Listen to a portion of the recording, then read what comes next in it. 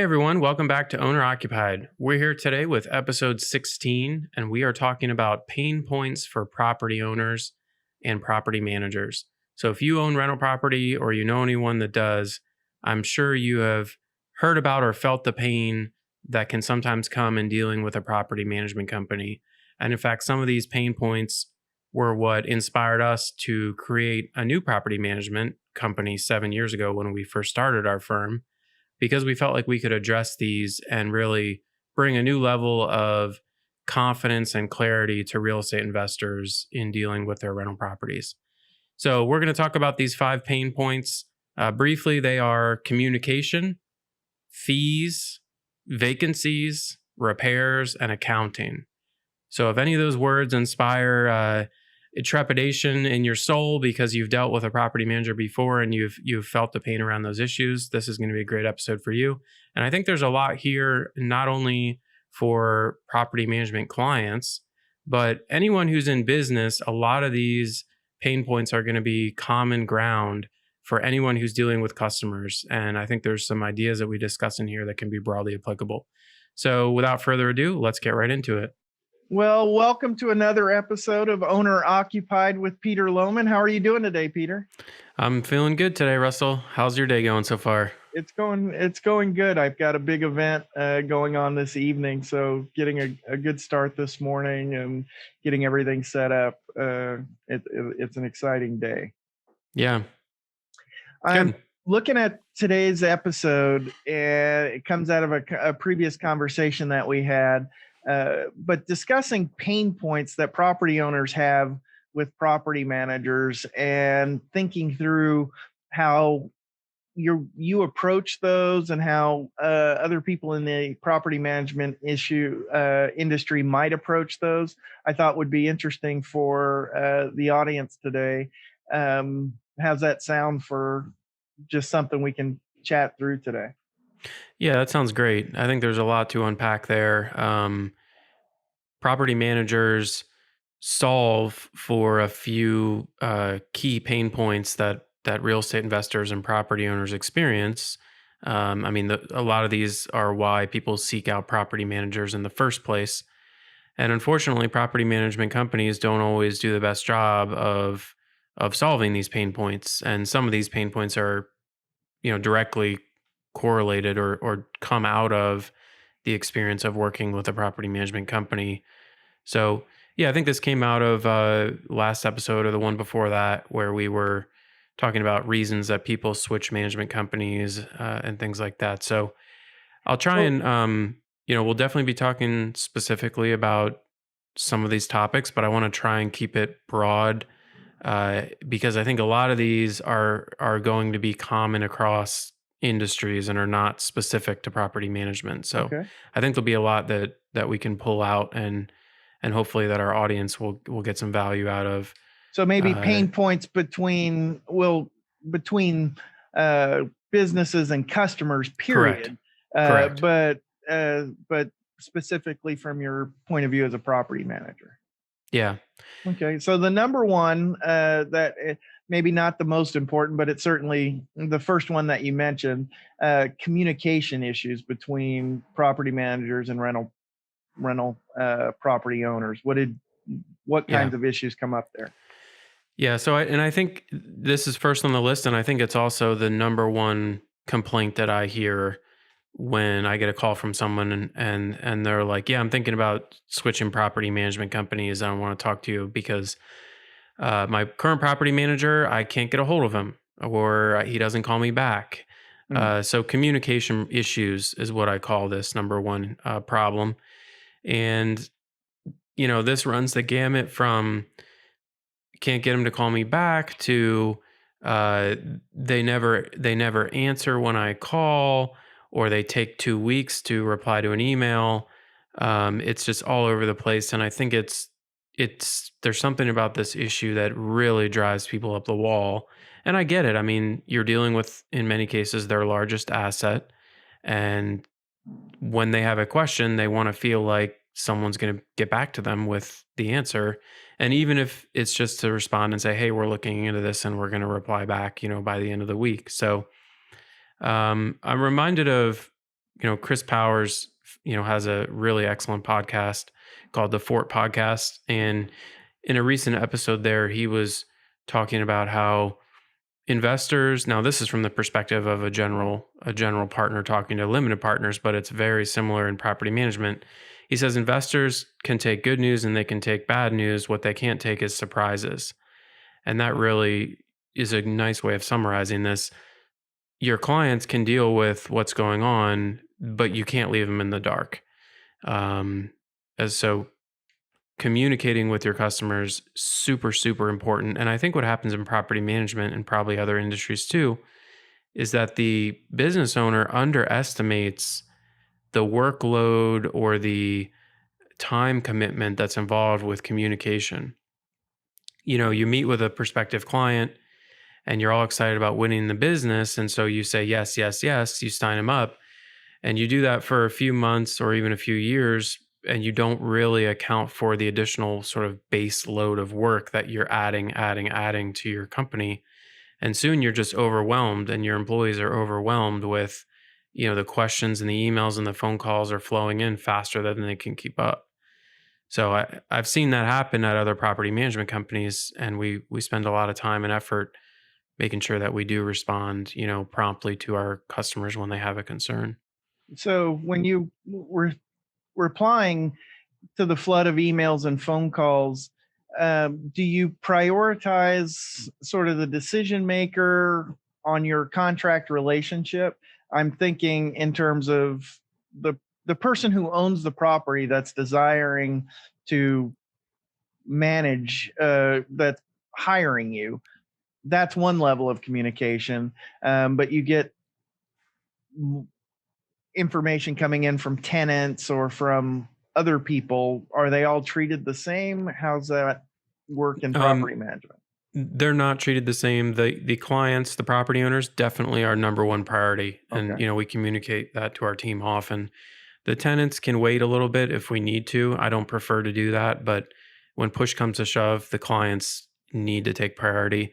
I mean, generally here we have a rule that we're not going to go more than one business day without a response, either to a phone call or an email. And that response may simply be, as I said, hey, thanks for bringing this to our attention. We're digging into this and we expect to have an answer by XYZ. That's all you need. They just need to know that someone's, out there listening and is working on the problem. As a small guy competing with some giants, one of the things I sell is giving my cell phone number to the client directly, and then Hmm. I learned that even if you get back to somebody, they hate going to voicemail. Like, Yeah. if I can at all, I answer the phone. I'll step out of a meeting. I will answer the phone and say, your call's important. I'm in the middle of something. Is it okay if I give you a call back in 5 minutes? That, as opposed to going directly to voicemail, that matters. And somebody on Twitter gave me this tip, but I personalize the text response, that where I say, um, I'm in a meeting or I'm on another call, and those are two separate messages.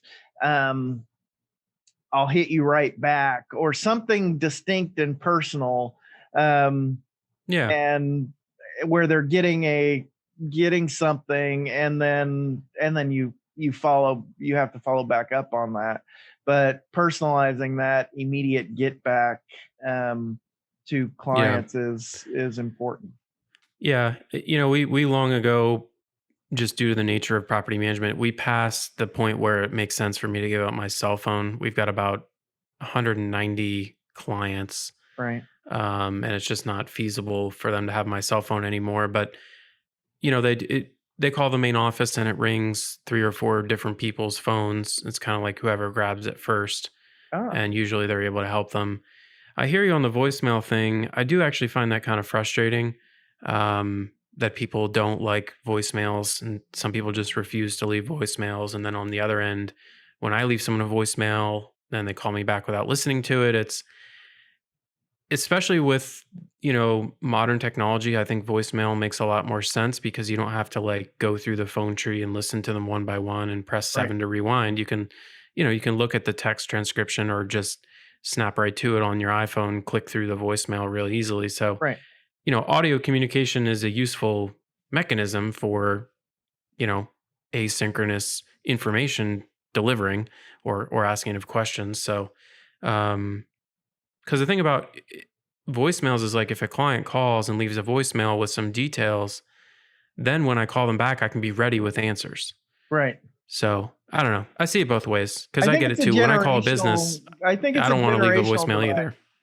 I think it's a generational divide. If I sync up correctly, I try and match. And so Yeah. if my customer's gonna, and some of the older ones will leave detailed voicemail messages, and they almost intone and will like they're talking to you into a voicemail.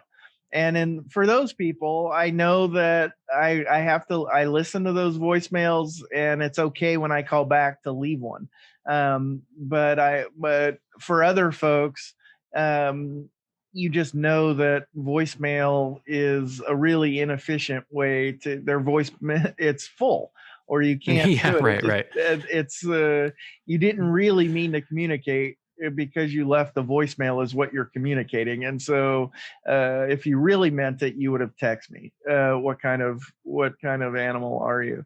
Um, but I suspect that that communication issue leads to the second point that you raised, about fees being too high. If you've messed up on your most important one, you may lead to problems on your second one. So how, in your Yeah. business where you have a contract, you've spelled it out, how could somebody be upset that fees are too high?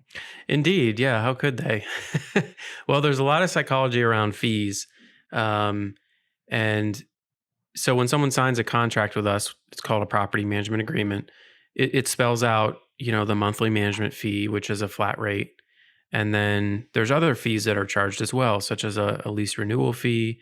And then there's fees for maintenance and repairs that are performed by our team, and there's some other fees.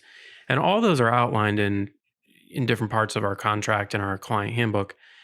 But if the customer comes in with a different expectation, either because they didn't take time to read the contract or they misunderstood it, the first time they see some fees they don't agree with or they weren't expecting, they're kind of going to go ballistic. They're going to be very unhappy. They feel like you're taking advantage of them. And in the property management world, it's it's almost worse because we're taking the fees directly from the rent. So by the time they find out about it, they've already paid the fee. It's not like we're sending them an invoice. And so they can sometimes get the idea that we're trying to be sneaky about it or something. And of course we're not. It's all, posted publicly on the property owner portal, and it's all disclosed in our contract and everything. But there's there's that psychology of, again, they may be surprised by it, which we referenced earlier. They don't like surprises. And the other deal with fees is like, and different property managers, and I think this applies more broadly to other types of business as well. You can either do the large monthly fee, or you can do sort of a lower monthly fee and then sort of other ancillary fees that sort of all add up to the same amount. And there's some different psychologies there about kind of roping them in with a lower fee. And then, but on the other hand, people don't like to feel like they're being nickel and dimed. And there's the whole question of pay monthly or annually. I mean, would you rather pay $15 a month for Netflix, or if you had to stroke a check for $600 a year or whatever that would be, would you still have, so that you go Right. back and forth. It's all over the place. There's a lot to unpack there. Um, Again, I'm going to reference Chris Powers. He had a great little turn of phrase on a recent podcast. He said, fees pay for great people, and great people drive excellent returns. And that applies as much in the general partner real estate syndication world as it does in the property management world. I can't find great people and pay them well unless we charge fees. And those people is what can is are who is going to drive great returns for our clients. And it's almost a 1-to-1 direct correlation to the real estate syndication world. So I never apologize for the fees that we do charge, but I don't want to I don't want our customers to be surprised or feel like we were doing something sneaky with what we're charging. So I feel like we could be doing a better job there. Um, you don't want to scare people away, during the sales process by covering every single solitary fee that could ever happen, 99% of which don't apply Right. ever in the lifetime of a contract. But when it does happen, again, this kind of references back to my theme of people don't know what property management is. There's no defined scope of service. And so when you charge them for something they thought was included, that tends to not go well. So so when people come to you, you they're raising this issue. They had this problem with their previous property manager, which is why they're Yeah, talking to you. right. And so you've got to drill down on that, and you've got to try and decide and communicate how you communicate that up front to win the business. um, how do you deal with that going forward, to keep the business? If it's taken out, they may be upset and you never even hear it, like they just, that was, you charge me X dollars to come out for a plumbing repair, hmm or whatever. It came out of my rent. Do you communicate about that, or does it just come out? What's that communication look like? Well, if it's over a certain dollar amount, we ask permission first, and that's per the contract. For most of our customers, it's about $500. So if we think a repair is going to be over 500, we call them first. If it's under 500, we're just going to repair it, and they're going to see it on their monthly statement. Um, so yeah, and when we do have customers or clients, property owners that get upset about a fee, either on a maintenance charge or some other fee they weren't expecting, first of all, that's a time for a phone call, not an email. Got it. I want to make that totally clear. You do not get into a discussion about fees over email if it can be helped at all. You want to get on the phone. Um, and I'm more and more, the older I get, the more experience I have, the more willing I am to quote lose and refund a fee to keep the relationship. Now, if it becomes a habit with a certain customer, that's going to stop. I'll have to put a stop to that and have a more serious discussion. But if it's a one-time thing, it's $100 they weren't expecting or they didn't read something, I'm always willing to just, hey, you know what? You've been a great customer of ours. We're just going to go ahead and credit that to your account. Don't worry about it. We want you to we want you to feel good about having your property under our management. Um, I used to be I would take a hard line on that stuff and be like, no, look, see, it's right here in the contract. I'd be telling them chapter and verse, but that's foolish, in my opinion. I think people want to be treated like, no one wants to be made to feel like they were dumb because they didn't read something. How is that Right. helping anybody? It's not helping them. It's not helping me. All I do is end up going home feeling right. And it's just like marriage. I mean, do you want to be right or do you want to be happy? Um, so yeah, I'm softening as I get older, I guess. Don't tell my Well, customers. yeah, the challenge when it's a legitimate fee, it's in the contract, you've paid it. Yeah. um I'm trying to imagine the scenario where, what's an example of that kind of fee where someone, it caught them by surprise, like. So the classic one, and honestly, this ties right into the next pain point. The classic one is we charge a management fee while the units are vacant. And and the reason we do that is because we're still managing the property. So in some property management companies, they don't charge a management fee while the property's vacant. And that is kind of a byproduct of the way most property management companies charge, which is a percentage of rent. So if there's no rent coming in, there's no fee. Well, that doesn't make sense to me because, and what I tell clients when they ask is like, well, do you want us to manage the property while it's vacant? And they say, well, yeah, of course. I say, okay, well, then there's a fee for that. And actually, it's harder to manage a vacant property than an occupied unit. So, but I get it. Some people aren't used to that. And so when they eventually see, 2 months of management fees while it was vacant because there was taking time to get it turned over and leased, they get unhappy. That's a classic one where I'm always happy to refund it. I'm like, the last thing I want you to think is that we're just sitting here doing nothing, collecting a fee, and that we have no incentive to lease your property. I'll always refund those fees for while it was vacant. Honestly, it's just more of an accounting thing. It's easier to charge every property every month and then go back and refund if it really bothers somebody. Right. Um, So yeah, that's an example. So number 3 on the list here is the number 3 pain point: vacancies taking too long to fill. Um, some people may not understand everything about what property management is and isn't, but something we can all agree on is that property manager's job is to fill vacant units. That's job number 1. Right. Maybe second to collecting the rent. So if a property is sitting vacant week after week after week, sometimes it can drag on for months. That makes for a very, very unhappy customer. And so you hear that complaint fairly frequently, from someone again contacting us. They're interested in hiring us. Well, my property manager just couldn't fill the vacancy. It's been 2 months and they still haven't leased it or what have you. So, and there's a lot of reasons that could be. The property manager may or may not be incompetent. It may just be that the property wasn't turned over properly and it's not rent ready. It could be that the property owner has an unrealistic rent expectation. There could be a global pandemic. There's a lot of reasons a property might not be leasing. But if the property owner has concerns about it, then there's an issue because it either isn't being communicated well or there is actual incompetence. So yeah, that's a big pain point because a vacancy is like a double whammy for a client because not only is the rent not coming in, but there's expenses associated with the vacancy, like, you know, the property's getting dirty, there's repairs being done, you're paying for utilities while it's empty. So it's not a good time. It's the most critical point in your relationship with a customer is how you deal with them while their property is vacant. What are some Um, some steps you take as far as that communication process goes with the with the owner during that time? yeah. So as we've matured and grown as a property management company, we communicate with our clients more and more and more during this process based on past experience.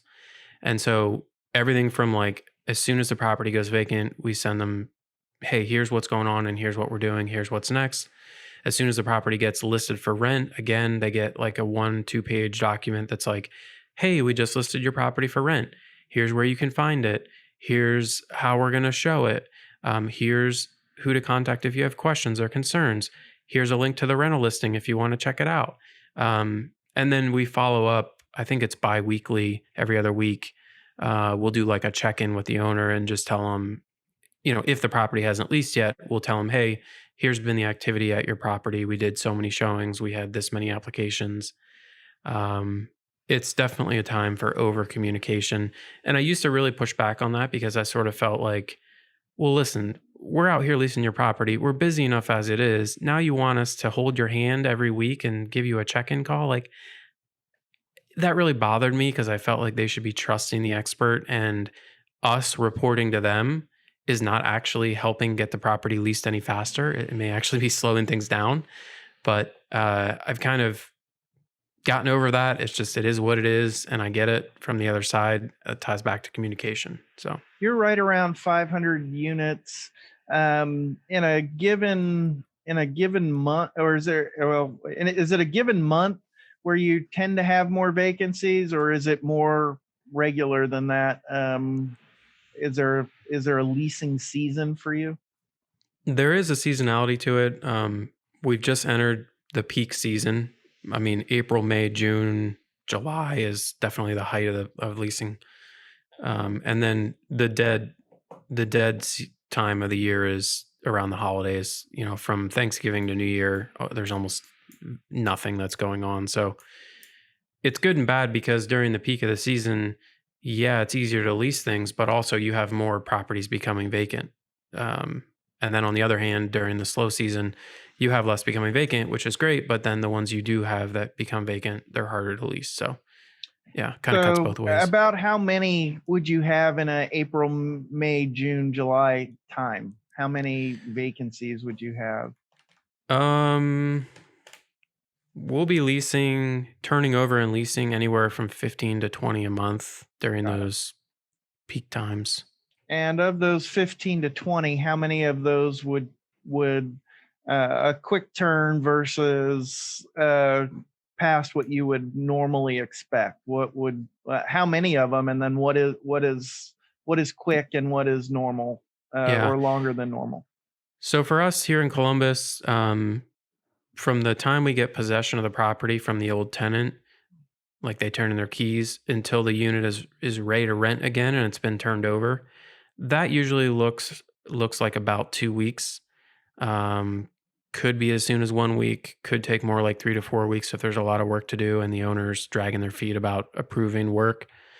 And then as soon as it's done, we list it for rent, and that from the time it's listed for rent until we have a signed lease, I would say average is probably 2 to 3 weeks again. And but that can drag on, if especially if it's an unusual property or a weird location or a property owner who's trying to get top dollar.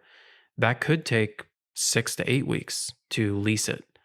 And that's when, I think property owners will give you about a month. After a month, they start to get really nervous and they want to know what's going on.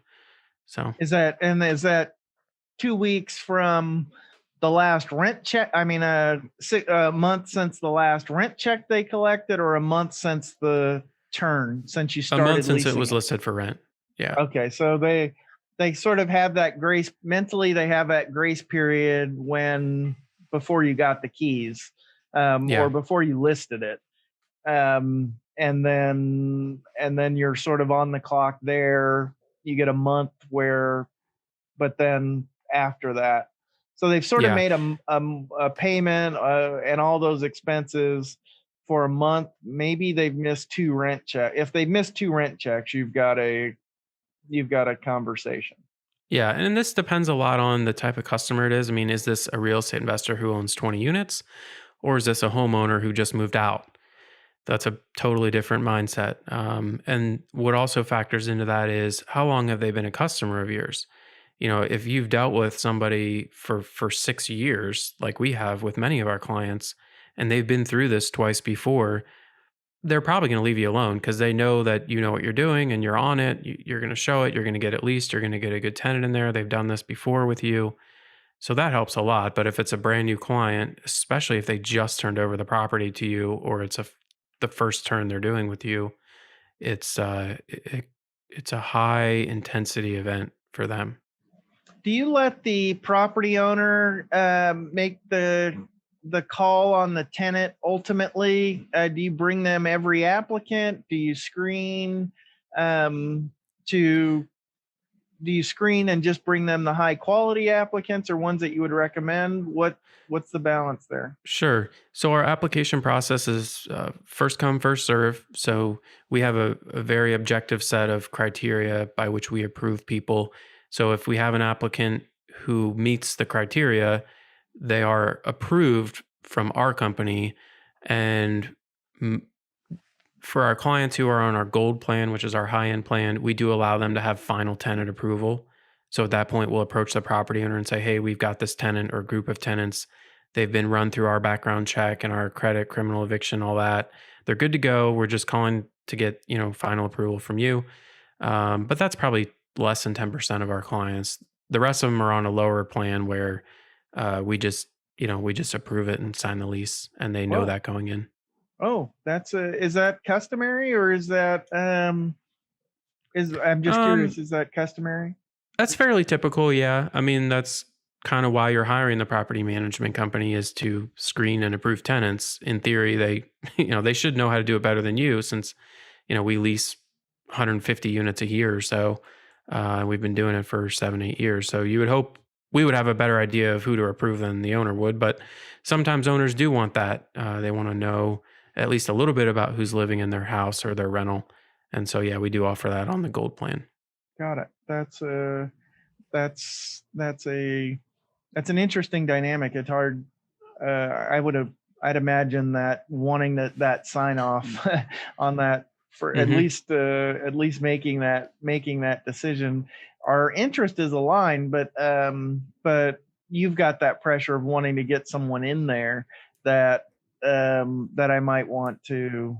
I would think I'd be more cautious than the property manager, but you don't want a bad tenant in there, so it's not like there's a misalignment of interest. I could just Right, exactly. be thinking about it wrong. Do you have a system in place for your process when do you pick up the phone, or when do you connect with the owner if it's been 6 weeks? You have a regular communication process with your staff, but at what point do you personally engage with the owner? Very rarely these days. It'll be more like Tiffany, who's our leasing person, is doing the biweekly email updates to the client. And if the client has concerns, it gets escalated to Diana, who's our director of property management. She'll personally Okay. reach out and call. We call her the client whisperer. She's amazing with Yeah. calming clients down. And, but if it still is just, it's, kicking up a bunch of dust and it's not settling, I will get on a call with an owner and talk with them about what's going on Is after getting the full background from my staff on everything the that's been delay happening. is related to the price, or the delay is rated, Right. you get the download on that so you can have an Exactly. informed conversation with the client. Um, are the staff that are talking to the client at that point the same uh, folks um, that are the reason they signed with the company in the first place? Well, I'm not really sure why people sign up with our company. They're talking to our sales guy Doug during the sales process, and he's Right. explaining a lot of who we are, what we do, why we do it. It's hard to sort of tease out exactly why people pick us over other companies. So I guess I'm not really sure. Hmm. That's a good thing. I'm thinking about when do I jump in, and I handle a lot of the decision maker and client interaction, um, and so I've got sort of a constant mental touch to the client on Hmm. how that's going. Um, and part of that is I'm communicating.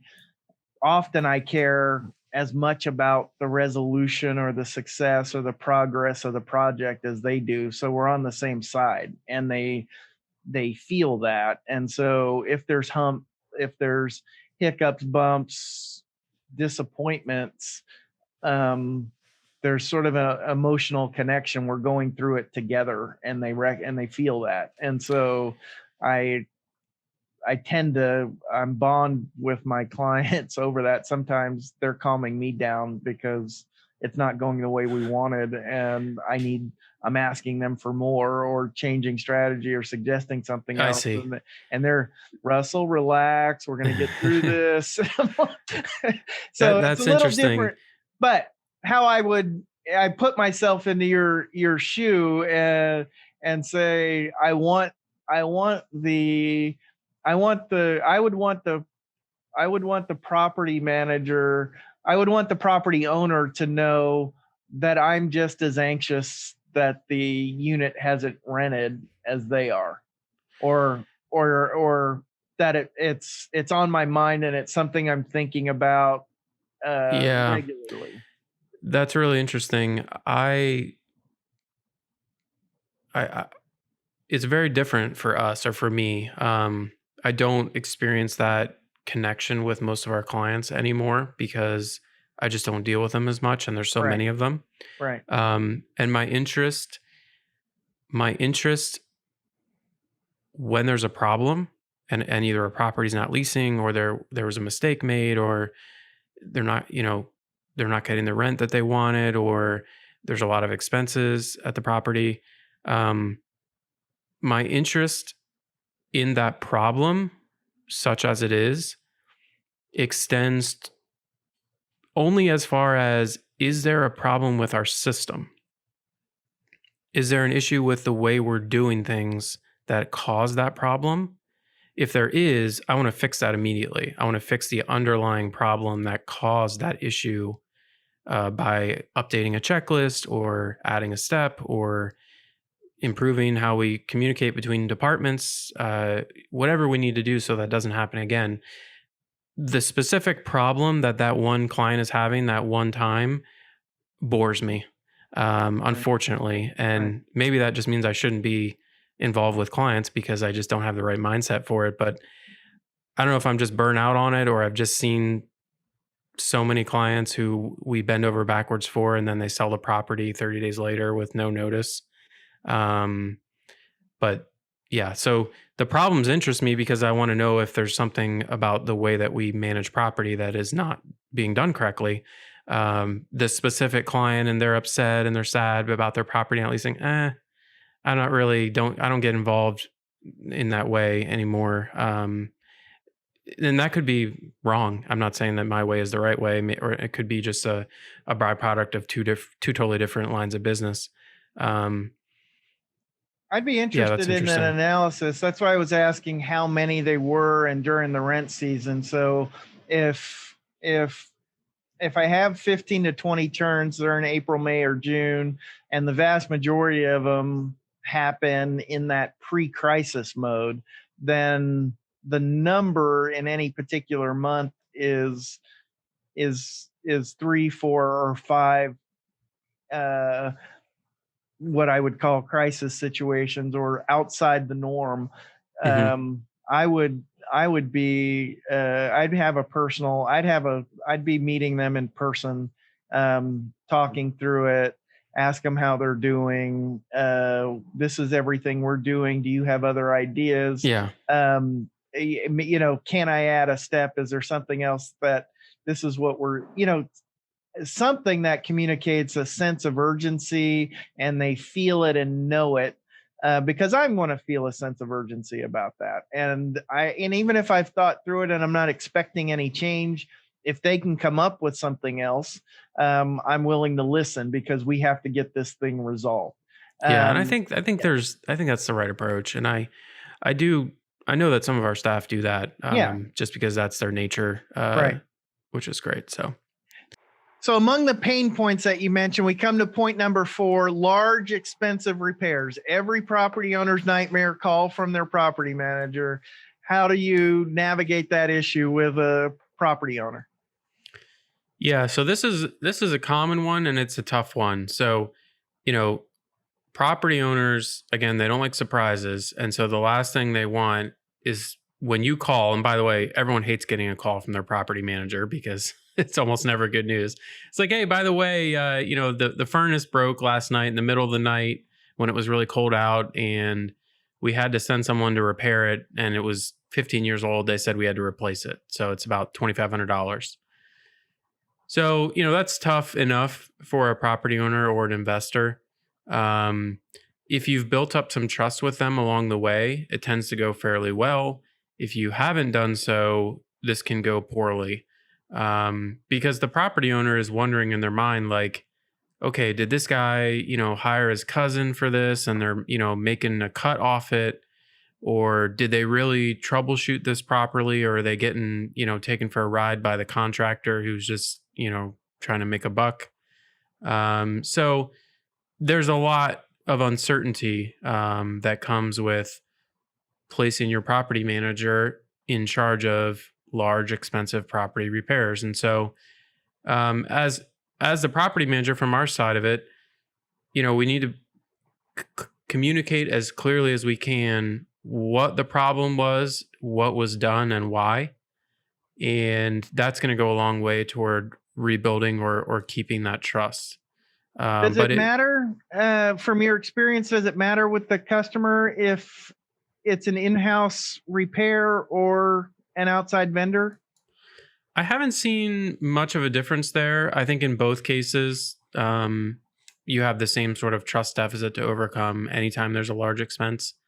So it goes both ways. I mean, there's pluses and minuses to both. But that is a great question. So we get calls from prospective clients who have had issues with their property manager handling large repairs. They feel like, the money was not managed well or they overpaid and things of that nature. So it's a big pain point. And that's why we called it out here as number 4 on the list. How about referral fees? In my business, they're common. I refer and I receive referrals all the time from PR firms that might be slammed or packed, or somebody's bringing me a client and they help me land the business and I pay a referral fee. That's ordinary in my world. The way I've heard you talk about it, sometimes you call them kickbacks, and kickbacks and referral fees sound strangely similar, and they may be just different industries. So, is it ordinary or customary in your industry to get a referral fee or that sort of thing as a property manager? In my geographic area, which is Central Ohio, it's not common. I've never received one. I've never been offered one. Wow. I think honestly, the folks who are doing the work, the contractors like the plumbers and roofers and HVAC folks, they're so busy, and it's been this way for years, that they don't need referrals. They're booked Wow. out. Wow. In fact, they feel like they're doing us a favor by resolving our problems at our properties, even though they're Wow. getting paid for it. So yeah, if we were to receive a referral fee, say we did, we referred or we used a specific contractor for a large HVAC job, that could be, $4,000. If they were to offer us a referral fee of, 5% of that or something, I don't know that I'd feel great about that, because there's a little bit of a conflict of interest there where I'm making some money, but is my client necessarily getting the best value and the best contractor, or is it more like I just really like this guy because I'm getting money from him? Well, So I don't know. I mean, the closest thing I've ever gotten to that in all these years, actually just recently, a slate roof guy that we use all the time for properties that we manage, I had him come out and look at some issues with my roof on my personal property. And he quoted me a price and it was pretty high. And I was like, hey, we give you a lot of business through our management company. I'm actually the owner of our property management. And he said, oh, wow, you're the owner? Actually, yeah, let me, you've given us a lot of business. Let me see what I can do for you on this price. And he came back with a lower price. Out of all these years, that's the only time that's ever happened. And that could have just been the same thing from just pushing back on the price. Right.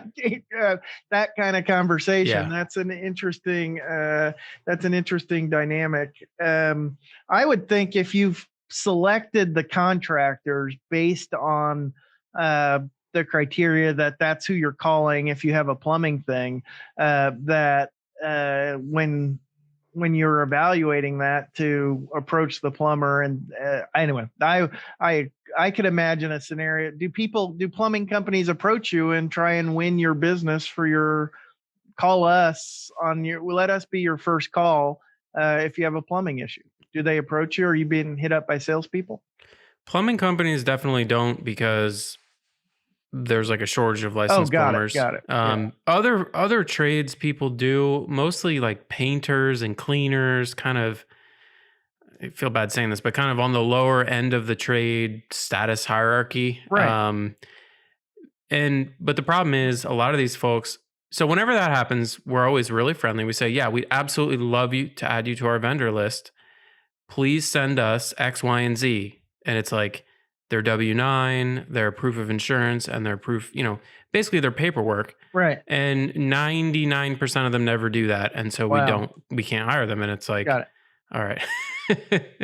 Got it. Well, it sounds like there's a service business deficit in Central Ohio. Yes. Call it paging John Wilson. Wilson. And he's not far. He's up in Northeast Ohio. So there we go. Today, who knows where he might be this week? Like the way he's adding businesses. You mentioned as the fifth one, and I didn't really understand this one at all, but accounting clarity. How does that come up with a property owner? Yep. So property management is extremely accounting intensive. So as the owner of a property management company, you've got a lot of accounting going on. You've got your corporate books, which is like the management company itself, the payroll of the employees, the mortgage on the warehouse that we own, and the fees, the income for that business is the fees that are paid by our clients. So of course we have to do all those books, but then for every single property that we manage, we keep the books. We keep records of the rent coming in and the expenses going out. So it's almost like being the bookkeeper for like 500 mini businesses. It's actually super, super intense. And it's also It's a regulated activity that has the potential to be audited by the state at any time. The state could come in and say, show me all your books for your clients. I want to see every single account entry. I want to see that every dollar's been accounted for every property you've been managing for the past X years. So if you fall behind on that, you're in big trouble because it gets harder and harder to get caught up. And luckily, we've never had that. The engineer in me just won't allow, figures to go untallied or, accounted for. Right. So we do keep up with it. But some property managers don't. And so when they request, when a property owner requests from their property manager, hey, can you send me the statement? And the property manager can't produce it, that's worrisome. And I hear a lot of stories about property managers not closing out the books on time. So they'll promise statements by the 10th of the month or whatever, and they're not getting it done until the 20th or the 25th of the month, which again is going to make a real estate investor pretty nervous. It's like, hey, handling my money is why I'm hiring you. You need to be on the ball here, right? So, and then to take that even a step further, even if all that is 100% correct, the actual statements that are generated by the property management software can be confusing or unclear to someone who's looking at them and is not an accountant. And we have gotten feedback like this from our customers, that the reports generated by the software that we use, which is Buildium, are not very clear. So every month our clients get these rental owner statements. They get them on the 10th of every month like clockwork. That's the same day they get their distribution from the net rents. And the statement that they get will show, of course, a record of the income and expenses for the last 30 days. And you can think of that like an income statement for a business or like a P&L. But if you know much about accounting, you know that there are other cash movements that are not income or expenses. And those would be things like loan payments or owner contributions to the business or owner distributions. So all of those things still apply when you're talking about a property, but then you have the additional movement in cash that is security deposits coming and going. So you've got all these things coming and going, and the rental owner statement that the clients receive will reflect all that. But what the clients are really kind of expecting is like rent minus expenses, I get the rest of the money as my distribution. Right. But there's all kinds of I don't want to spend too long on this, but it can be confusing. Let me put it that way. And if you can't explain it clearly to them, again, they're going to start to get real nervous real quick. Like, hey, these guys are handling tens of thousands of my dollars and they can't even explain it. Do you have do you get a notice? In most months, I would presume it's fairly straightforward. If the rent came in and nothing happened, you deduct your management fee. It's very transparent, easy notice. It gets quirky when a property tax payment comes in or some non-recurring expense that draws your attention. And so do you get noticed when that happens, or does that just happen within Buildium and you may be unaware that one of your clients is getting a confusing bill that month? We don't receive any type of special notification. I run these statements and they get emailed out on the 10th. Got it. And we'll usually hear back from the clients if they have a question. It's additionally confusing because we hold what we call a maintenance reserve for each property. It's usually about $500. Okay. So we hold back $500 from the disbursement. So the next month, if we had to dip into that reserve, then it has to get refilled. And so that's when like the income and the expenses aren't going to match up to the net disbursement amount because anyway. No, I get it. And it's not going to be terribly interesting to the audience unless they happen to be a property owner, but you understand as the business owner that though accounting clarity can become a pain point for a customer. Of all the 5 that we mentioned, this is the one where I didn't hear much of a solution for how you address that. You don't you're going to hear about the pain point when the customer calls you, and you have to be facile enough with the numbers or whoever's interacting with the customer to give them a comfort level and explanation if something was confusing. Exactly. Yeah, and Yeah. it comes down to there's a few ways to handle it. I mean, you can show them or remind them how to log into the property owner portal, and they can run all kinds of different reports in there, not just the rental owner statement, but they can run an income statement, a balance sheet, a rent roll. So showing them how to do all that, I think, helps them feel better.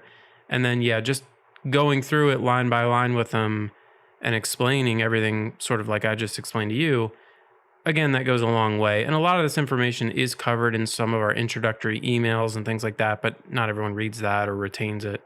Got it. Um, yeah, it's there's no great solution. I feel like the reports could be formatted a little bit more clearly, but there's nothing we can do about that due to the software that we use. Cool. Well, I appreciate that. I think the 5 pain points, I could see the pain, and interested in hearing some of your solutions for that. I hope you get some engagement on this on Twitter. Who do you want to hear from? Other property managers and other solutions, um, or property owner discussion of these pain points? Yeah, I'd love to hear from property owners. Does this ring true as a rental owner? Do these pain points, resonate with you, or did we miss some? Yeah.